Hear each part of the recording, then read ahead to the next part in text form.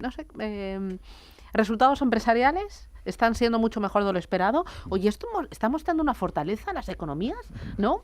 Las bajadas, las subidas de tipos de interés tan rápidas, tan agresivas, no terminan de trasladarse, o se están trasladando con mucha lentitud y al final está descolocando todas las expectativas de próximas bajadas y lo de la recesión. ¿Dónde está la recesión? Sin lugar a dudas, 3/4 de resultados publicados en el Standard & Poor's, y la verdad es que los datos son buenos y también las perspectivas, ¿no? Y es verdad, y está trastocando todos los planes o todas las previsiones. Nosotros en un momento determinado veamos una alta probabilidad de recesión cíclica porque la subida de tipos de interés ha sido muy agresiva y eso, por ende, tiene que acabar en la economía, incidiendo en la economía real, y todavía no ha surgido, ¿no? Y por eso todo el tema del soft landing famoso, del aterrizaje suave, es cuando está empezando a coger muchísima mayor fuerza, ya los mercados lo están descontando.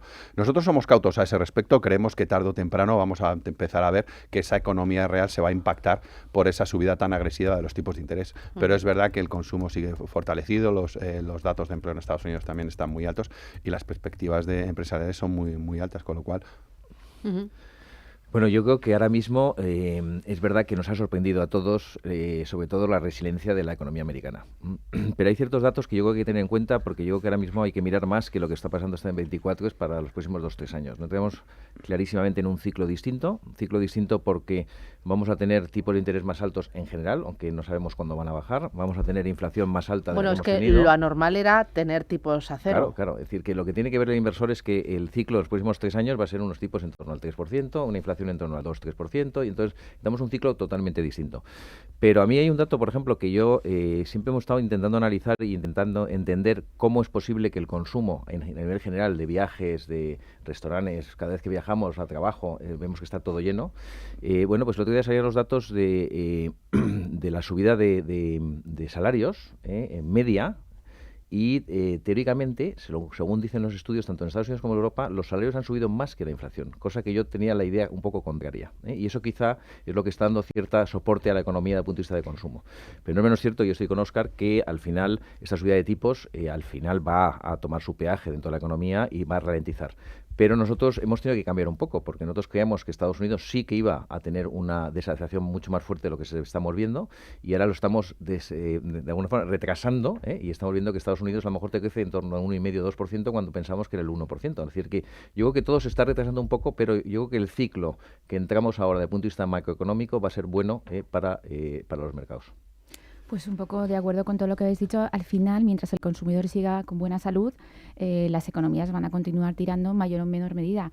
No nos olvidemos que, con respecto a lo que decías del tema de los salarios, los segmentos que más subidas han experimentado han sido los segmentos de las capas más bajas, que llevaban un montón de años pues de capa caída, y eso en Estados Unidos en particular has visto subidas de casi de doble dígito en todo el sector servicios, y de ahí que ha habido mucha rotación de personal.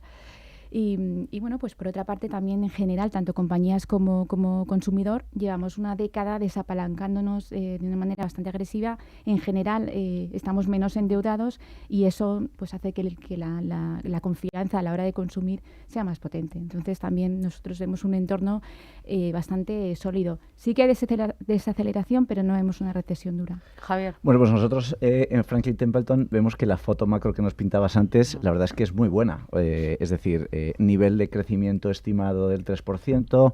La semana pasada revisa el Fondo Monetario Internacional el crecimiento y Estados Unidos lo sube a un 2,7%.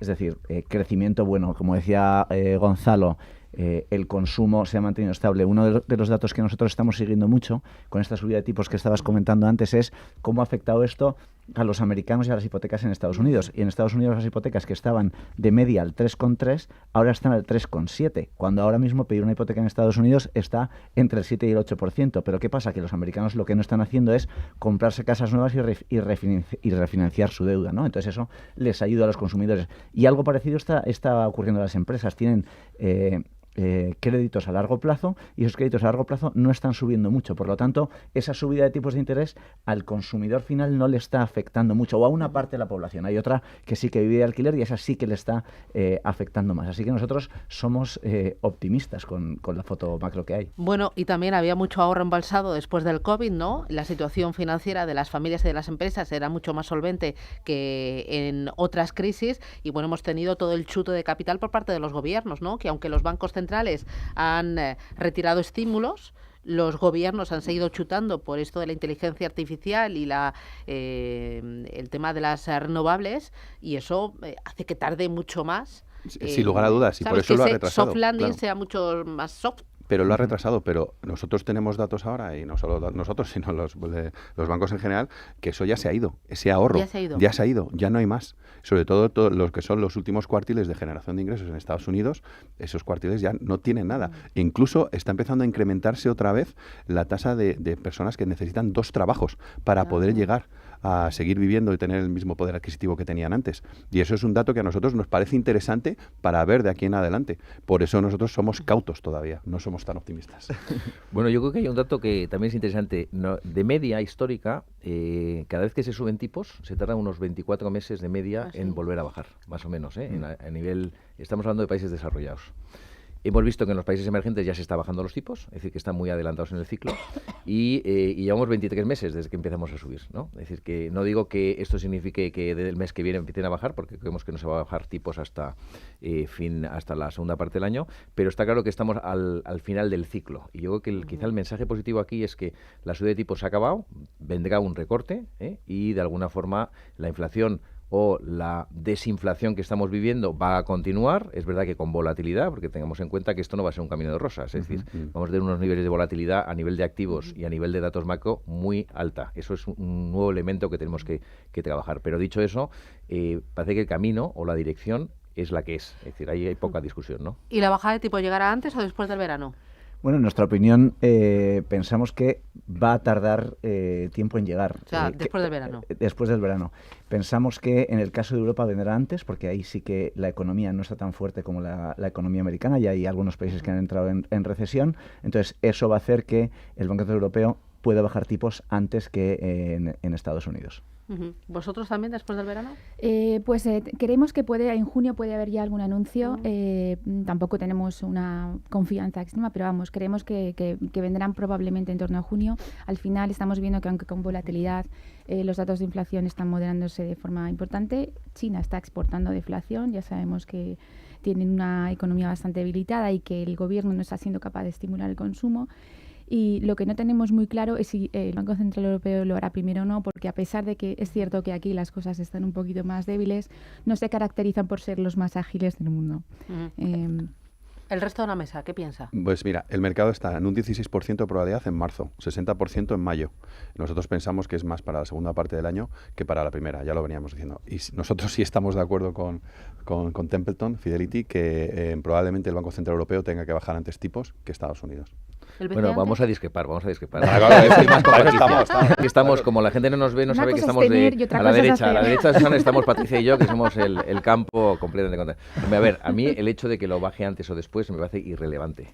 Lo que está muy claro es que hasta ahora, y lo he dicho yo que en alguna tertulia, yo creo que el Banco Central Europeo nunca ha movido ficha antes del Banco de la FED. Nunca ha movido ficha, no sé por qué. Y es verdad que estoy de acuerdo con Javier, que los datos macro apuntan a que debía moverse antes porque está mucho peor la economía europea. Pero yo creo que no se mueve antes, seguro.